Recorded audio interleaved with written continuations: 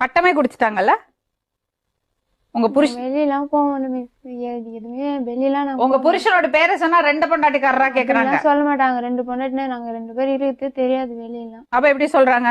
அப்படிலாம் சொல்ல மாட்டாங்க. இவரு வேலைக்கு கிளம்பிடுவோம். நாங்க 2 பேர் தான் வீட்டுக்கு உடம்பு சரியாக தான் இப்ப நான் வேலைக்கே போனேன்.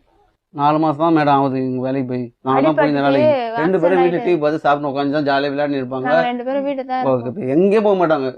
விளையாடி திரும்பி நான் வர வரைக்கும் இவங்க விளையாடி தான் இருப்பாங்க 2 பேருமே.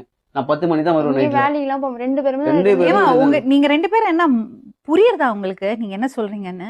எனக்கு உங்களுக்கு ஒரு வாழ்க்கை இல்ல. நான் தனிப்பட்ட இதுல நான் சம்பாரிச்சுக்கிறேன், என் பசங்க நான் பாத்துக்கிறேன் தான் எவ்வளவு சொல்லிக்கிறேன் மேடம். எனக்கு தேவையில்லாத எனக்கு டார்ச்சர் கொடுத்துருப்பான். எனக்கு வேலை வெட்டிக்கு எதுக்கும் போக கூடாது. என்னோட இது பாப்பா இப்ப போறேன்னு சொன்னாங்க மேடம். இப்ப நான் கிளம்புறேன். சரி நடந்தது நடந்து போச்சு.